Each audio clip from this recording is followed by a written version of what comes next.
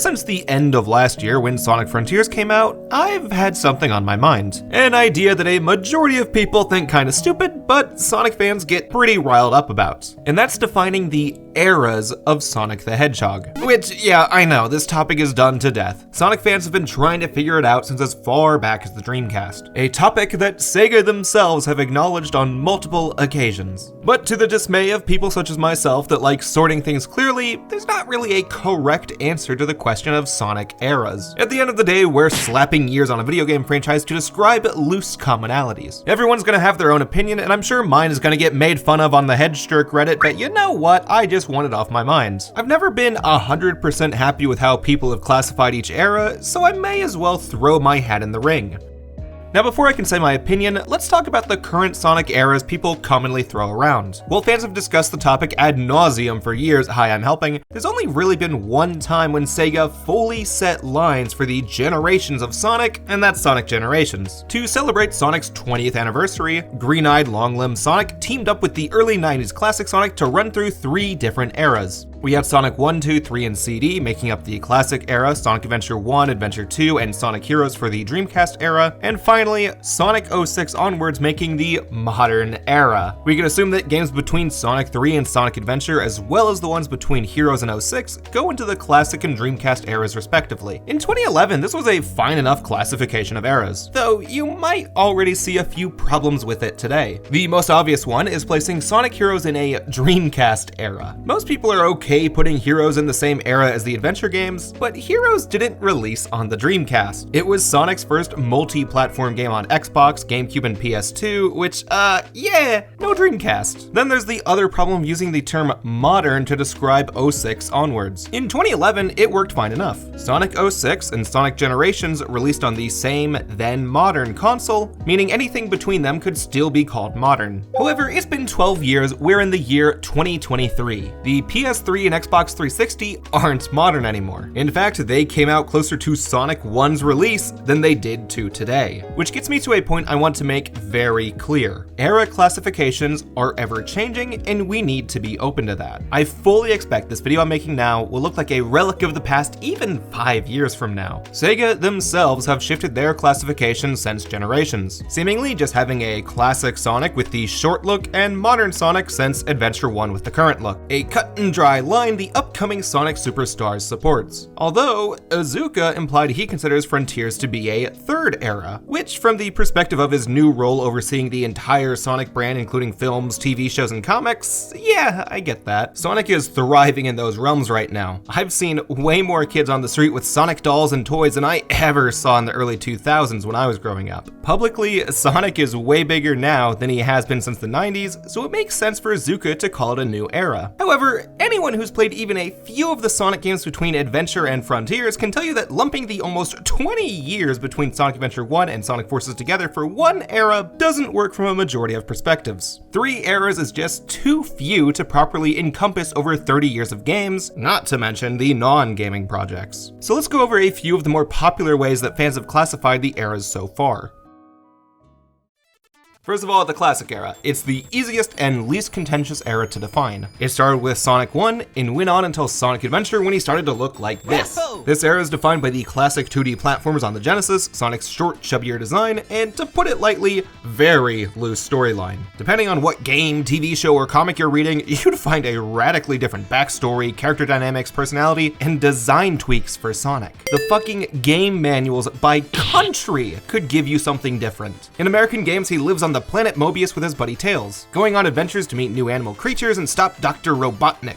Then in Japan, he stops Dr. Eggman with his buddy Miles on Earth. In the manga, he was a weak young hedgehog that sometimes transforms into Sonic to save his friends and family. And in the British comics, he was a jackass hedgehog turned into a blue, bigger jackass by Dr. Ovi Kintober. And that's not even talking about Archie and Underground. Of course, some aspects like the Freedom Fighters were made out of necessity since the original Sonic game didn't give much to work with, but it still became a problem when aligning a consistent vision for Sonic in an age when global connection was fast approaching. All of this has made the pre-Sonic Adventure era era of Sonic a bit of a mess that Sega's just started fixing up recently with stuff like Sonic Origins and a few IDW one-shots. Now gameplay-wise, Sonic has a very clear identity at this point. Even though the team split up after Sonic 1, every mainline game followed the fast-paced 2D platforming and far-out visuals that Sonic 1 laid the groundwork for. The teams added new characters, made the games faster, increased story elements, the typical stuff you'd expect of video game sequels at the time. Following Sonic 3, the classic era fell into a bit of a rut. The Sega Saturn came out in Japan just 1 month after Sonic and Knuckles, meaning that the era of 3D gaming was upon us. Something Sega couldn't really ignore when they were making next-level 3D games like Virtua Fighter, Daytona USA, and Virtua Pig. Because of that, Sega ended up commissioning Sonic Team, Sega Technical Institute, Sega AM2, and Traveler's Tales to make more experimental Sonic games around 1995, leading to spin-offs like Sonic R and Sonic the Fighters, the Sonic World experiment in Sonic Jam, and the cancelled Sonic Extreme. And on top of that, there's still some spin-offy spin-offs like Knuckles Chaotix and Tails Sky Patrol going on. Because of this weird 4 years between Sonic 3 and Adventure 1, I've seen some people that like to separate the classic era into 2 parts with a cutoff at 95, but personally I think that makes things needlessly complicated. Due to the lack of mainline entries between Sonic 3 and Sonic Adventure besides debatably 3D Blast, I think it's tough to give this a distinct identity. Plus, the Sega Saturn sold like dog shit, especially in America where Sonic was the most popular, meaning that the games still freshest in casual players' minds were the Genesis entries. Development-wise, it's also tough to justify a separation at 95 because it's not like the games pre-95 had a consistent team either. Of the classic entries, only Sonic 1 was developed by a true Sonic team, while CD was developed by an in-house Sega team led by Naoto Oshima, and 2 and 3 were developed by Sega Technical Institute. For all these reasons, it makes sense to keep the classic era how it is.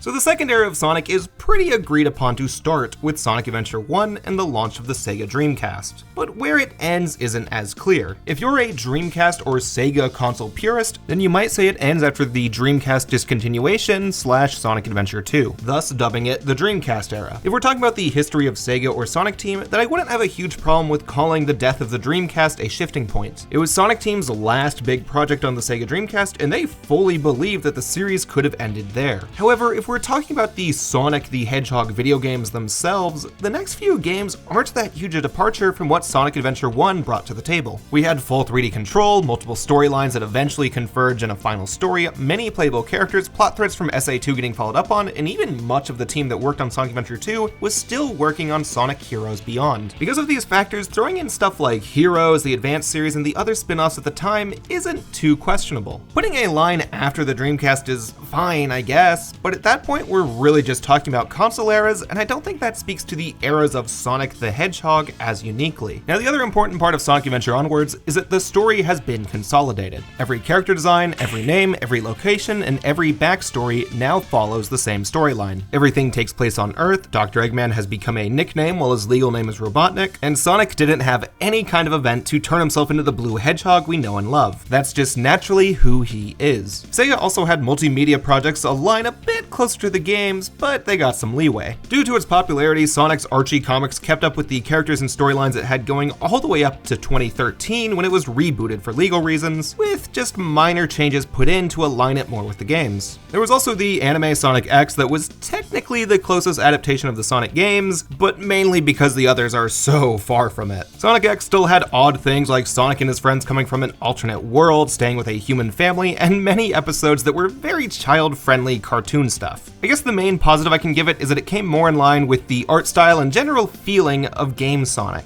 Sonic X ended in early 2005, and it was the last cartoon for a very long time, and debatably where some people draw a line before the first hotly debated era of Sonic, the Dark Age.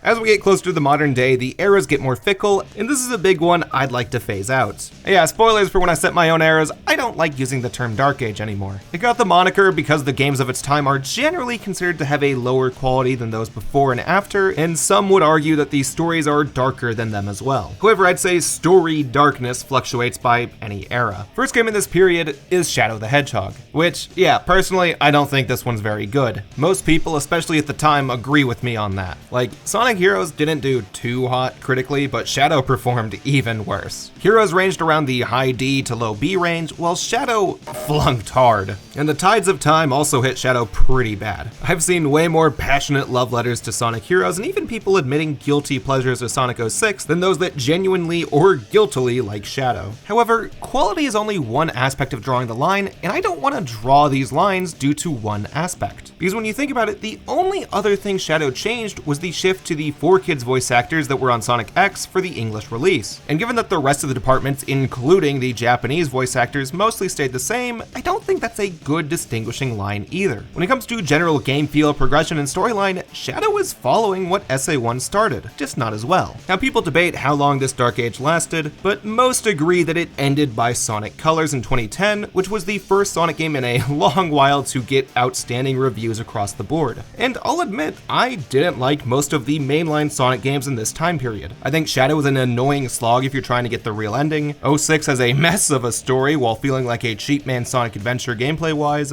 and don't even get me started on the Werehog today. But I don't want to use quality as a reason to mark an era when quality for a video game is subjective. Lots of people like some or all of these games, and most of them are continuing trends already going on from the series. Moving on to another potential era, we've got the Boost Era, which at one time was commonly called the Modern Era. Obviously, it describes the boost mechanic first seen in Sonic Rush, though the era itself typically describes Sonic Unleashed through Sonic Forces when they implemented it into the main console games. Since the last game of this era was 6 years ago, I think that's reason enough to not even humor calling it Modern Era. Now with Boost Era, it was so damn close to making that. The mainline games here are Sonic Unleashed, Sonic 4, Sonic Colors, Generations, Forces, Sonic Mania, and Lost World. 4 out of 7 use the boost, with Lost World being the only 3D entry to lack it. Because of how non-unanimous it is, I'm not totally on board with still calling it that. Especially now when Frontiers still has the boost in Sonic's move pool, and I don't think many people want to put Frontiers and Colors in the same generation. So what about the team making them? Is that consistent? Well, it's a little closer, but it's still not perfect. Remember how Sonic CD and Sonic 2 had different staff members? Well, that's something that kept going on even to today. And during the time between 06 and Generations, they really split them up. Sometimes that resulted in good games like the back-to-back Colors and Generations. Other times it showed the absolute production mess with the back-to-back of Shadow 06, Secret Rings, Phantasy Star Universe, Puyo Puyo Fever, Knight's Journey of Dreams, Puyo Puyo 15th Anniversary, and multiple other Sonic games they'd send a few staff to co-develop like Russian Riders, all between the years of 2005 and 2007. But in this boost era, they kept it cool by not having more than 2 big Sonic projects at once. And for the most part, they'd have different directors. The only semi-consistent staff member would be Takashi Iizuka that took over the producer role with Sonic Colors, but even then someone else, Akinori Nishiyama, was producer for Unleashed, which set most of the standards for this era, so I don't want to call it the Iizuka era because of that. Anyways, there's one other term people use in this general ballpark of games that I should talk about.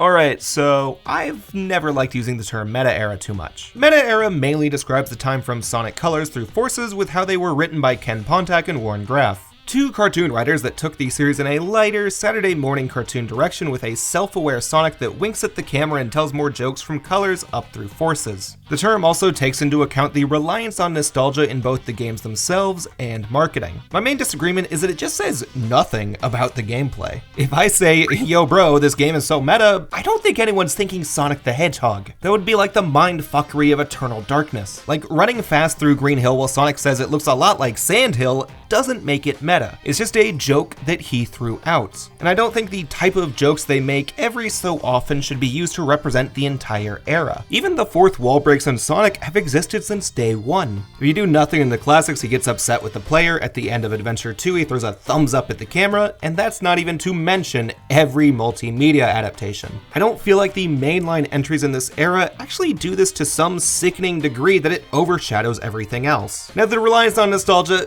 yeah, that certainly happens more here. Sonic 4, Mania, and Generations were all about nostalgia. Like, the main tactic to market those 3 was because they take you back to the past. They explicitly use nostalgia to get you in, and if that's all you need to define a game as meta, then boy, every single old franchise might as well be in a meta era right now. Which is my technical reasons for not using the term, but I have another big reason. So this goes for both the meta era and the Dark Age, and I don't like using it because honestly, I think people online are just usually usually fucking jackasses when they use it. I know, not everyone, just the loud people, but I've seen way too many posts when people use both terms to dismiss fans of the other. Both of these terms are used almost exclusively in a negative manner in discussion, and I don't think that'll change as long as they're used. Meta isn't even a word with a negative connotation if we go by the dictionary, but it seems like Sonic fans using the term low-key just want to say the stories are bad when they say meta. And if that's the case, just say you don't like the story. It's a video game, it's not that big a deal. My distaste for these two terms specifically is mostly why I wanted to make the video. Which is why I'll start going over the Era classification I've started using and save all the talk for the current one for the end to save suspense.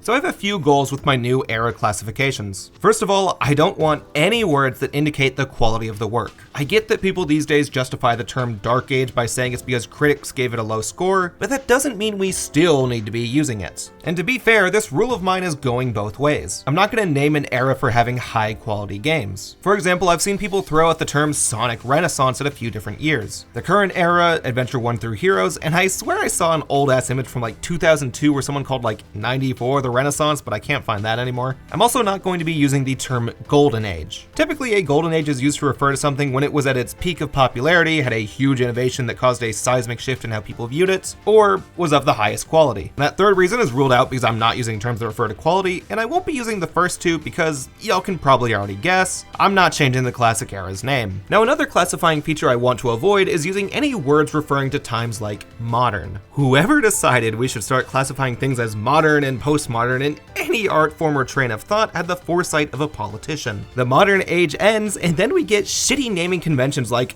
late modernism because we can't undo modernism anymore. And lastly, I want to make this simple. I've seen Sonic era lists that have like 8 different eras, and that's not helping anyone. Sonic's main demographic is young kids, and I want to be able to explain this to my 6-year-old cousin who's getting into the series and was told by a relative, oh yeah, Roman owns all of them. Because of that, I'm going to be classifying everything into just 4 eras.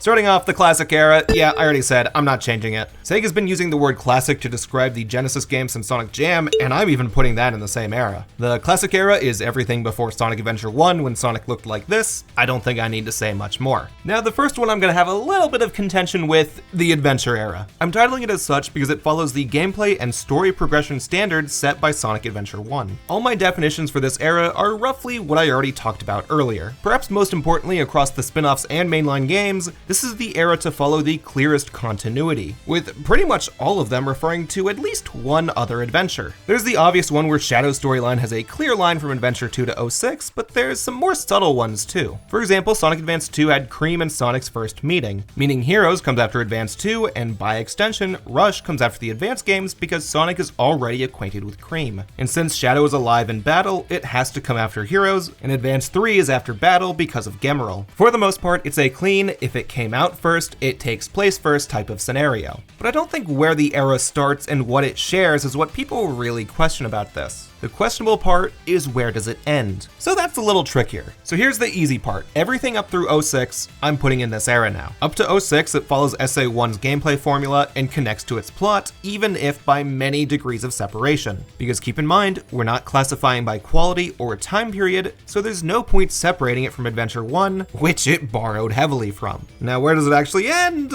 To get to that, I think I need to actually start explaining the next era first. Before I give away the name on this one, let me explain the core ideas prevalent in the next era of Sonic. After 06's god-awful reception, Sonic Team got super experimental. They listened to the feedback of 06 hardcore, which due to that reception being bad, meant almost any idea that 06 had, even the ones that worked in Adventure 1 and 2, were tossed right out. It's a type of rejection that could possibly warrant calling this the post-adventure era, but I think using a post-whatever title goes against the rules I set up, so we're not gonna do that. Anyways, this rejection and reinvention helped spawn a few of my favorites, but also caused a radical quality roller coaster. Unleashed, Black Knight, Colors, Sonic 4, Free Riders, Generations, Mania, Forces, drastically different games that very few people would call of equal quality. But I guess an up and down reception is better than the consistent down Heroes to 06 received. These drastic changes apply to gameplay as well. Introducing stuff for single games like the Werehog, Swordplay, Wisps. Yeah, adventure games did this too, but I feel like post 06 this was a lot more prevalent in mainline games. Because of this, there's not much connecting them to entries before or even to each other. I thought about it for a while, and there's really only two things I'd say stay consistent in the whole era: simplifying the plots with looser continuity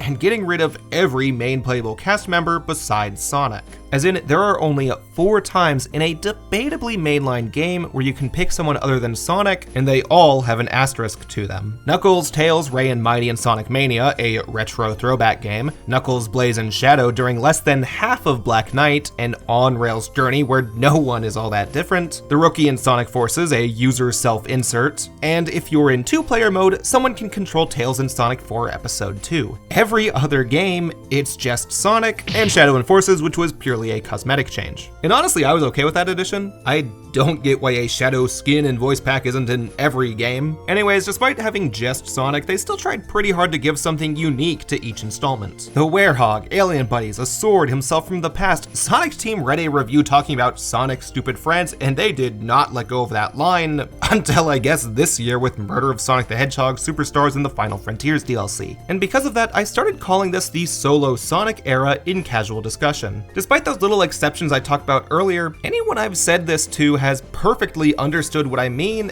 and I think it encompasses the era from Unleashed onwards better than any other term I've heard. Titles before Unleashed typically split focus between a large cast, with some like Heroes, 06, Rush, and Rivals giving Sonic the short end of the stick narrative-wise, while games after Unleashed focus primarily on Sonic. Going back to Black Knight and Forces, the most notable entries with other characters, the secondary playable characters don't stray far from Sonic's basic controls, and their plot significance is minimal compared to Sonic. And it's that reason primarily that I think the solo Sonic term works. Anyways, you might notice I'm specifying post-06 and Unleashed onwards here. That's because I'd say 06 is the clean stop of the Adventure era, and Unleashed is the clean start for the solo era. Adventure similarities are all over 06, and they totally ended by the time of Unleashed, unless you want to count having hub worlds, but those were inconsistent during the Adventure era, so I really wouldn't. With that explained, you can probably guess there is also a messy cut here. The games in between those two, including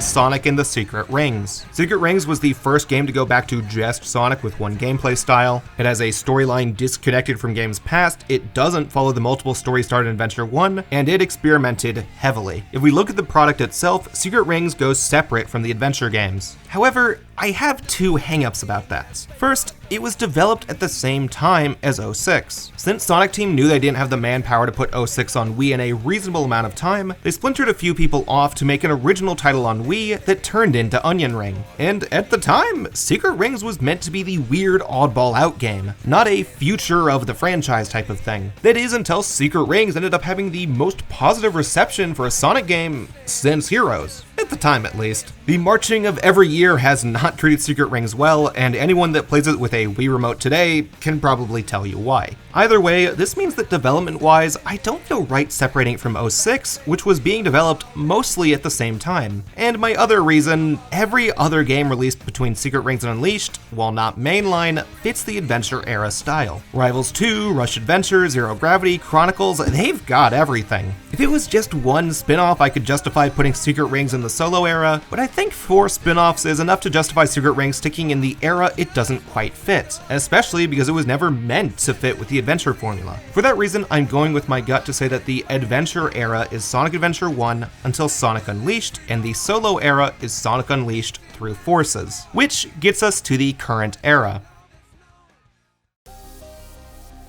So as of today, the current era of Sonic is a little early on to fully define. The only mainline entry pushing forth the new gameplay style we will likely see is Sonic Frontiers. Sonic Team has said that the Frontiers formula will form the basis of the next entry, so if someone wants to call it the Frontiers era, I can get what you mean. However, I personally believe that the new era of Sonic started well before Frontiers. 4 years before it, actually, with the launch of the IDW Sonic comic book. Which I know might sound weird, but hear me out for a minute. As I said before, the loose connections from Unleashed through Forces is one of its defining characteristics, and that extended to other media forms as well. Archie, while closer, was still completely separate from the games, and the only TV series, Sonic Boom, was not even trying to stay close to the games. They both have their charm because of it, but I don't feel like it helped with synergizing the Sonic brand too much. For a personal example, most of my jobs during the solo era involved coaching or teaching young kids. If a child watched Boom, had those Archie Digest books, or knew about game lore, they didn't usually have interest in all three. I'd have a little kid making quotes from Sonic Boom, but have no knowledge of the games unless they had an older sibling. And they'd especially not have known how bad the Boom video games were, like Sega's done a great job at sweeping that under the rug. After Sonic Forces, Sega and Sonic Team has put more effort into consolidating the Sonic brand and making old games more accessible. And I would say the start of that is with the IDW comics, which unlike Archie was written with the idea that you could squeeze their storylines into the game lore without any problems. It's the first true extension of the game stories in Sonic, something I wanted pretty badly as a kid. And after that first Sonic movie, Sega stepped up their game with the synergy. While the films aren't an extension of the game's story, they did carry the heart of its characters. Sonic is a wild, free spirit, Tails idolizes Sonic, and Eggman hates that Hedgehog to a comedic degree. Everyone's aspects are dialed up a few notches, which is something you'd expect for a mass appeal kids film. And mass appeal that first movie did. Both it and Sonic 2 are up there as some of the highest grossing films based on video games of all time. Sonic 2 wasn't even that far behind the other top contenders like Warcraft and Detective Pikachu. Sega saw the potential to draw in kids who just saw the Sonic movie and got to work on that. Re-releasing Color since it's a safe game that wasn't on PC yet, putting out film tie-in comics to introduce them to IDW, translating the IDW comics into any market they want them in, including Japan rather than having their own manga, made Sonic Origins to retell the classic game's story consistently across every region, and Netflix has Sonic Prime for a TV series somewhat close to the games. The only piece of Sonic media not fully in line with everything else is the film universe, which Sega has danced around by carefully making a pipeline to feed people into the other parts of the franchise. Even another good example from this year is Murder of Sonic the Hedgehog, a free, short visual novel that naturally reintroduces characters we haven't seen in a while like Shadow, the Chaotix, Blaze, and Rouge, which when paired with Frontier's consistent acknowledgement of past continuity, its upcoming DLC, and superstars, implies to me that they want to fill Sonic's cast back out after the solo era. So while it may still be too early to tell, this perfect synchronization of media formats in every region has made me dub this the Universal Era. I'm not married to this term, I have a feeling I'll want to change its name in the future, but as of today, I feel it works.